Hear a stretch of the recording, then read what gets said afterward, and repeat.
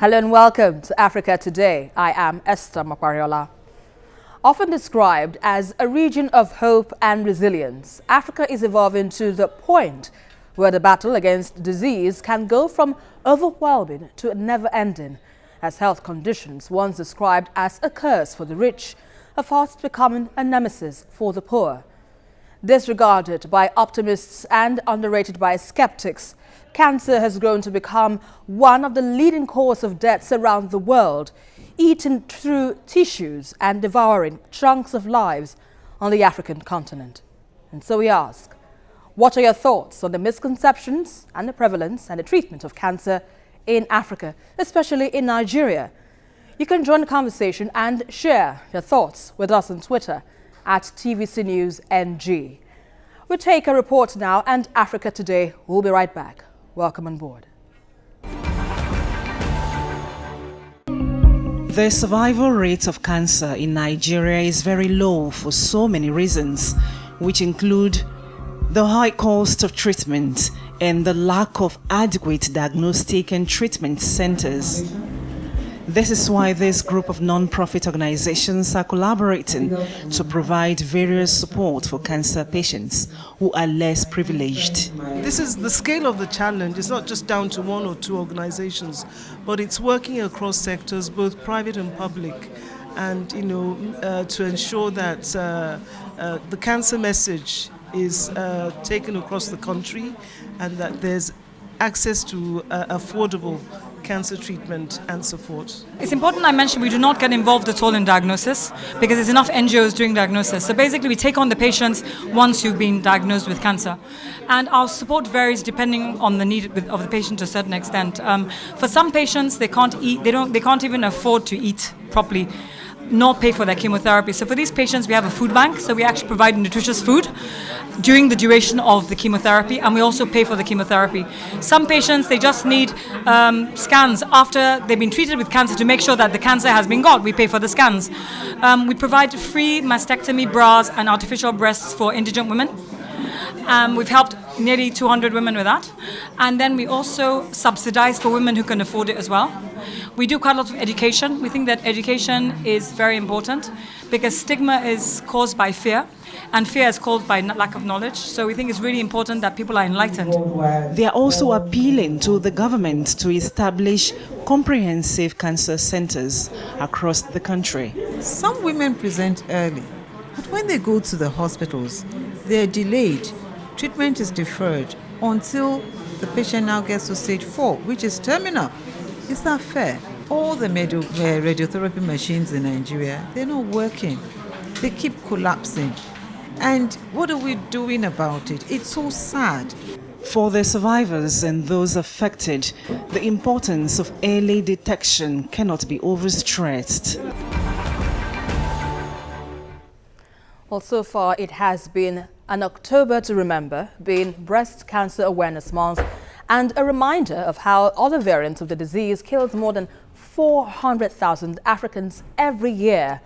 Well, that figure could rise to about 1 million annually by 2030. Projections by the World Health Organization are anything to go by. Joining me in the studio on Africa Today, I have Abigail Salmon Hart, co-founder, the Bracken Foundation, and I also have on phone Professor Chomi Nwogu, surgical oncologist and cancer epidemiologist. Good to have you both on the program. Okay. Well, let me begin with you now, Abigail. We saw the report earlier on where you talked about cancer and what your organization is doing to help those who are battling cancer. But let's start with the basics for the viewers who are trying to understand what exactly is cancer. Okay, cancer essentially is, normally cells, they grow and they die. In the case of cancer, the cells continue to grow and they do not die. And eventually you get a mass that's formed and the mass gets bigger and bigger and then it starts to affect organ function. So for example, if the mass is in your breast, it's breast cancer. If it's in the blood, it's blood cancer. If it's in the liver, it's liver cancer. So based on where the cells are multiplying uncontrollably, that is what you call the cancer, depending on where they're growing. So it's actually your own cells that are not dying the way they're supposed to. They just keep growing to form a mass. And let's talk about the myth and other things associated with cancer. When we have people that are, diagnosed with cancer, the first thing they say, okay, they go to the pastors or they go to, seek for help somewhere else rather than going to be treated, How have you been able to, or let me start with your experience with those who have this, who go through this kind of,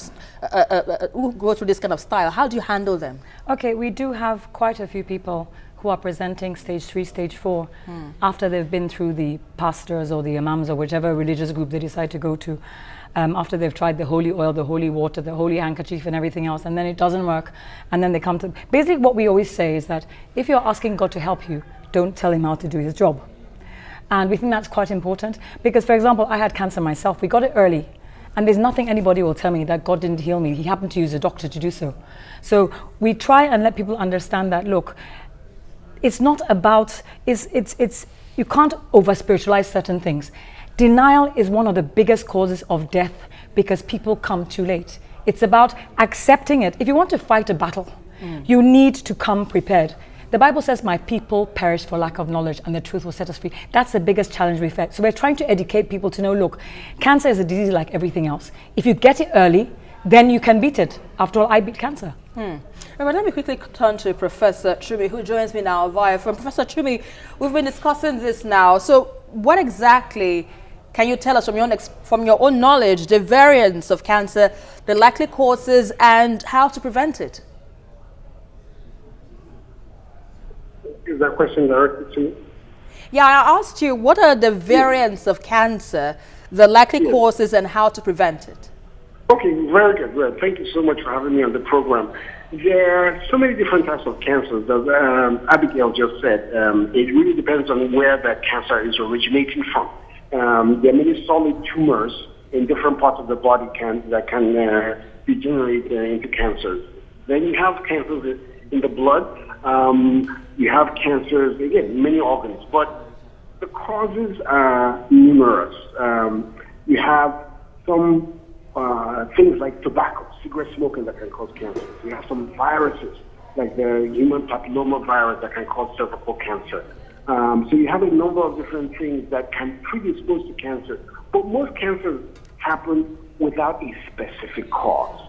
So as we age, our cells go through different changes, and sometimes the mechanism, the nucleus in the cell, has mutations, changes that make the growth lose its normal control.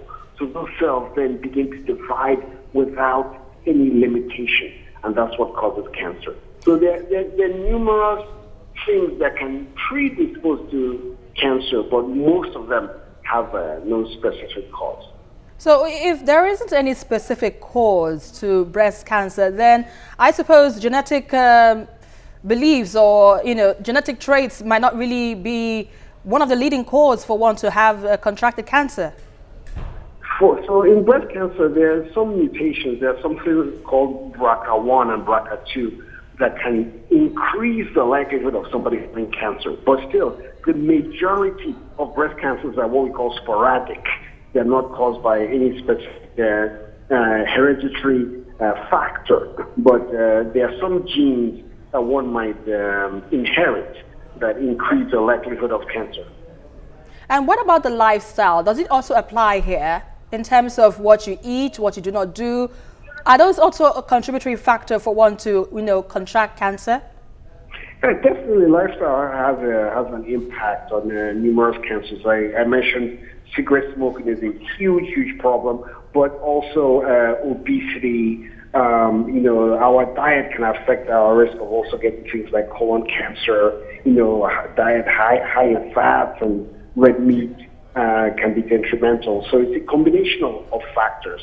So, good nutrition, avoiding cigarette smoking, exercise, these are all things that are beneficial in preventing cancers. All right, now let's come back to you now, Abigail. You run a foundation called Brycon Foundation, yes. And from what I understand, you help, cancer patients, battle the illness, and other things are joined into your foundation. Could you give us a little bit of a heads up in terms of what you've been able to do for cancer patients and how they'll be able to survive the battle? Okay, basically we have two types of patients, where the patients we can save and the ones we cannot save. And And if a patient is going to die, it's not about dying, it's what is the quality of life you have and how do you die? Do you die pain-free or are you dying in pain? So it's about the quality of life and the quality of death. So basically, the patients that we're able to help, we help with funding of chemotherapy and diagnostic tests. We never give physical cash. We pay directly to the treating facility. We find that it's a lot better. You're sure that it's actually going to what it's supposed to go to. We have a food bank, like we said, because some patients were requiring blood transfusions because their blood volume is very low. And remember, Professor Jimmy talked about the importance of diet. And we found that by improving the diet, increasing the amount of iron-rich diets, etc., we were able to stop them needing blood transfusions. So the 6 patients and their families, because we feed the families as well. Obviously, if a patient is really hungry and his family are hungry, as a mother, I'll give it to my child. I won't eat it myself. So we've been able, through our food bank, to help. We're helping currently 6 families, and the women have not needed blood transfusions because of the improvement in their diet.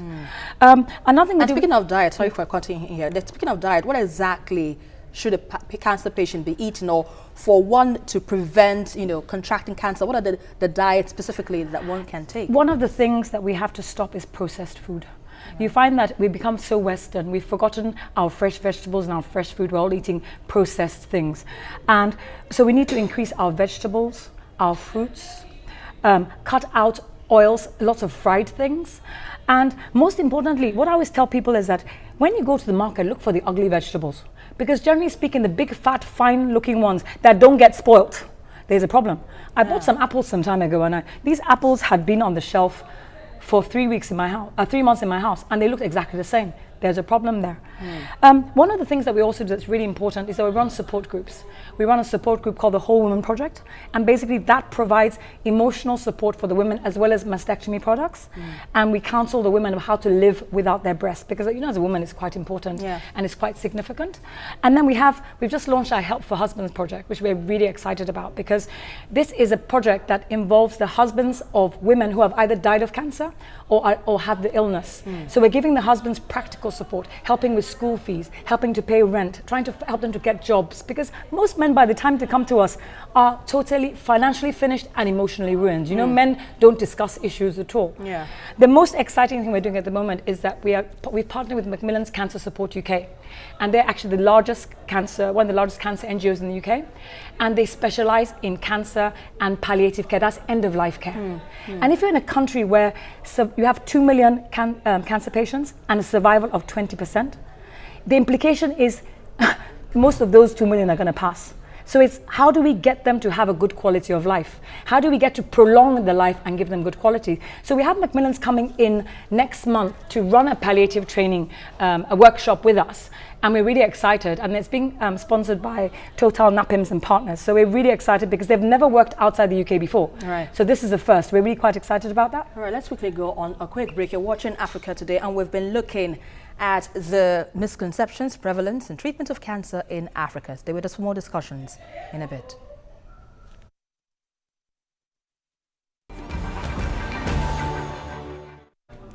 Africa looks unprepared in tackling cancer, especially in countries like Ethiopia, where there are only 4 oncologists for 100 million people, and Nigeria, that has about 40 specialists for a population of more than 180 million. The situation is even a source of more concern in Uganda, where the only radiotherapy machine in the country has been broken for over a year.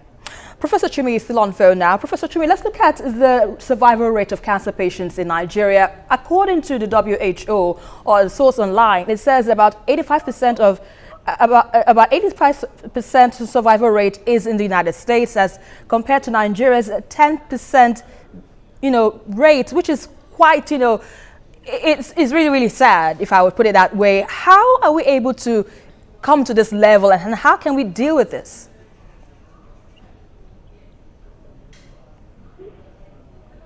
Hello, Professor Chumi. Yes, thank you. It was very noisy on my end. How do we deal with this main cancer problem in our society, right? Yes. So the biggest thing, part of what you're doing right now is building awareness. Awareness is a big issue. And letting people know that it's not because anybody has a curse, that they're bad, that's why they got cancer. So we should remove the stigma from cancer. Cancer is like any other disease that people can have. Somebody has high blood pressure, somebody has diabetes, somebody has, any kind of heart disease, So if somebody has a disease, let's deal with it. Early detection is critical. So the biggest cancers in our society are breast cancer, prostate cancer, cervical cancer, liver, colon is also increasing its incidence. Let people get screened. If you detect something early, the chances of getting a cure will be high. So, if somebody is trying to screen for breast cancer from 40 years of age, we should be doing mammograms. Men from 40 years of age, we should be doing PSA and rectal exams to examine the prostate. For cervical cancer, from even 21 years of age, we should be doing pap smears regularly. There's also screening for colon cancer. So these are the things we can do to detect these cancers early. We want to make sure the cancer is not a death sentence. We need to detect it early, and we can provide treatment. I think that's very important to get out. Yeah, I agree with you there. Cancer is not a death sentence, but to those who have to, well, for the women that have to cut off their breasts, to save their health and, take off some of their ovaries to, well, save their life as well. What would you say to others who do not believe in such thing? They feel, oh, well, it's their body, it's who they are as a woman. So taking those things off really, really, really means a lot to them. What can you say to those, cancer patients? I think it's a great question that you asked. First of all, something like breast cancer, if you detect it early, there's the possibility of doing breast conserving surgery. We're talking about this today at the nursing forum about breast cancer. So early detection is really, really important. We can do lumpectomies, we can do partial resections. So these are all things that are important. But I would say, depending on what stage a woman or a man has of cancer, that will determine the treatment that is required. But we have to look at things holistically. If it requires removal of a certain part of the body, I know it's a big issue. However, life is the most important thing. Think about your life, the person's life, their family, their children. These are all things which take into consideration. But the biggest thing is to get an accurate evaluation of what the situation is and what the best treatment should be. People can pray, people can go to prayer houses, but it's important to seek medical help. That's very, very important. All right, let's look at your thoughts now on the level of attention and approach given to cancer compared to issues like malaria and tuberculosis. What are your thoughts on the way it is being handled in the nation's health system today? Well, definitely there is a lot more attention paid to infectious diseases, but it's known that globally cancer causes more deaths globally on a worldwide scale than malaria, TB, and HIV combined. So cancer is a big problem, and it is important for our authorities, our government, our health workers, the NGOs to really pay attention to this. This is why NGOs like Bricon Foundation and others that are really working very hard on this matter are crucial. I think it's very important for those efforts to continue, and if we do so, we will really make a big impact on this disease. All right, now let me quickly come to you now, Abigail. You mentioned earlier that you're providing support, help for husbands. I'm particularly concerned about that because some husbands, fancy their wives, their breasts cut off and all that, and also, financially they need support because it's a huge toll financially on them. Now, for some husbands who do not find it very palatable to have their wives' breasts cut off or some part of their body being taken out because of breast cancer, what do you tell them? To be honest, it's something, I remember we've had women who have said, well, if I remove my breast, my husband will leave me. And what we tell them is that if you die, your husband's going to move on. If you get the cancer and you survive, you can start talking about options like Professor Chumi said about reconstruction, etc. We've had husbands say, but you can please help my wife, but keep her breasts. And we have to be quite blunt. It's at the point where you have to decide, do you want to live or do you want to die? It's actually as simple as that in certain cases, where you keep your breasts and you go to your grave with your breasts, or you remove your breast and increase your chance of survival. So unfortunately, we try not to package this thing. You can't make it look fancy.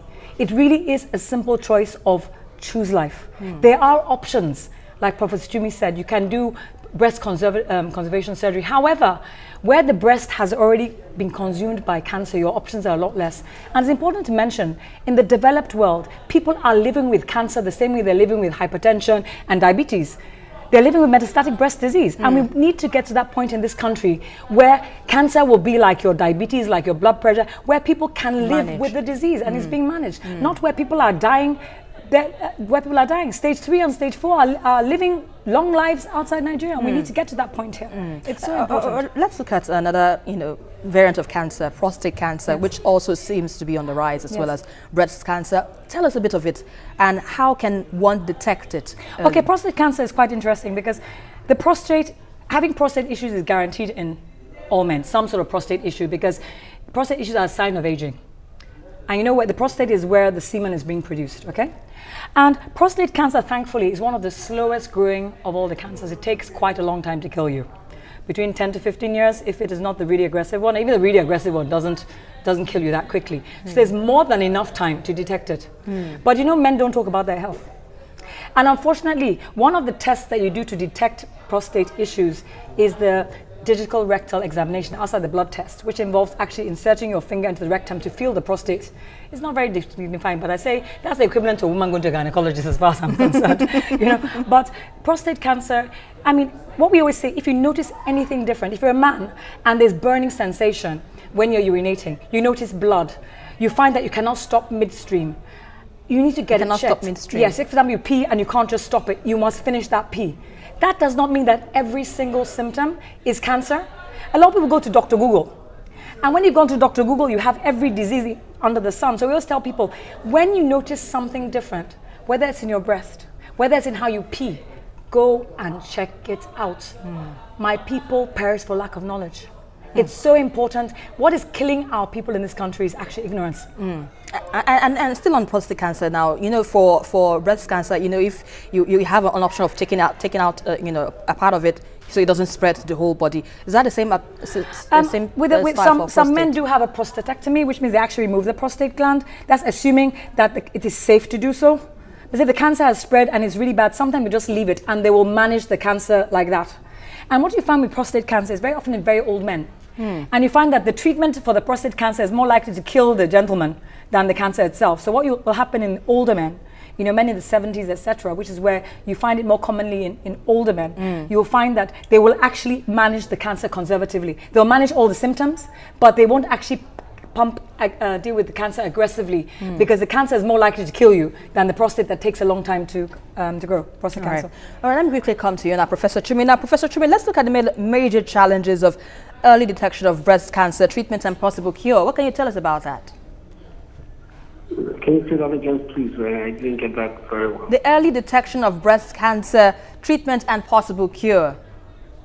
Yes. So early detection of breast cancer, if you detect it very early, it's very possible to get a cure with a limited resection, not taking out the entire breast, but doing a lumpectomy, or we call it quadrantectomy, so that most of the breast can still be preserved.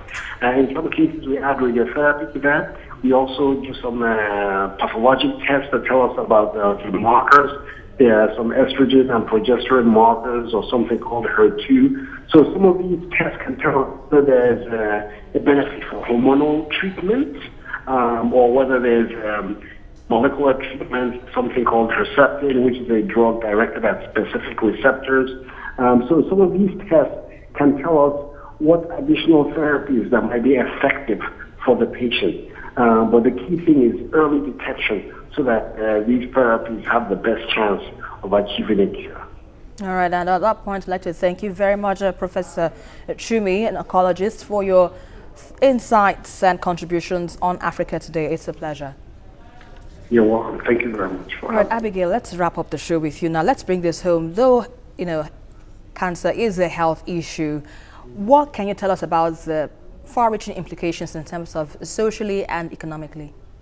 I think the reality on ground is that if you look in Africa, the women really are the ones that go to the farm and take care of the children. So if we don't start to address the issue by taking care of our women, then you're going to end up with children who aren't growing up correctly. You're going to end up not getting food. You know, a lot of women go farming. So whether we like it or not, breast cancer is the leading cause of cancer deaths in women. 30 women every day. And you know, we're not good at statistics here, so it's probably higher. And so we really have to address it as an epidemic. It has got to a point, it's an epidemic. If you look in Africa, women are key to their social economic situation. They're mothers, they're providers, they're so much. So it's really important that we address this scourge before it does any further damage to Nigeria and to our continent as a whole. Thank you very much, Abigail Simon Hart, co-founder of the Brighton Foundation. Thank you. Quite an explosive one, an insight altogether. We appreciate all you've said on the show. Thank you so much. Well, sadly, it is believed that a dog is more likely to get treatment of lymphoma in the United States than a woman with cancer in Africa, where tumors are often misdiagnosed, blamed on witchcraft, or go undetected while they have spread beyond redemption. With the challenges in Africa's health sector said to be more daunting than ever, policymakers and key players must reboot the medical system to effectively reduce the devastating effect of cancer, one patient at a time. Well, that is our package for today. But don't forget to join the conversation as usual on Twitter at TVC News NG, and follow me for updates around Africa at Esther TVC News. Until the next one, I am Esther Amopariola, and always remember, change starts with you.